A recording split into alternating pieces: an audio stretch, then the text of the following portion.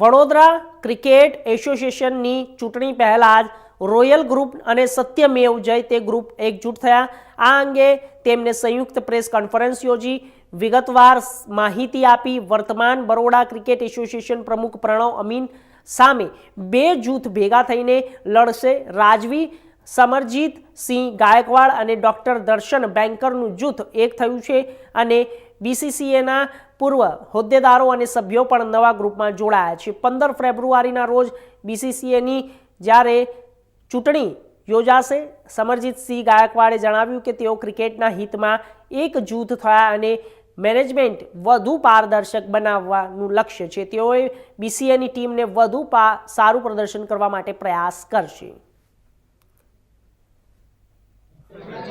અમારા સાહેબ ફરી એક વખત સત્યમેવ જયતે અને રોયલ ગ્રુપ ભેગા થયા છે।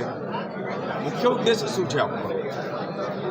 જો આ પહેલી વખત ઇલેક્શન જે લોધા કમિટીના રેકમેન્ડેશન થયા અને એ રેકમેન્ડેશનને કારણે હું પોતે ડિસ્ક્વોલિફાય થઈ ગયો અને આ વખતે પહેલી વખત એસોસિએશનના ઇલેક્શન છે કે આ ઇલેક્શન ઘણા બધા સભ્યો માટે ખુલી ગયું છે। જૂના સભ્યો ઊભા નથી રહી શકવાના, જેમ રીતે પ્રણવભાઈ અમીન પણ નથી ઊભા રહી શકવાના, એટલે ખાસ કરીને આગળ અમારું જે વાતો ચાલી એ કોને મૂકવાનું, જે વ્યક્તિ કેપેબલ છે, એક્સપિરિયન્સ છે, જેમને માહિતી છે, એના ઉપરથી ડિફરન્સીસ કે ઓપિનિયન એક નહીં થઈ શક્યો।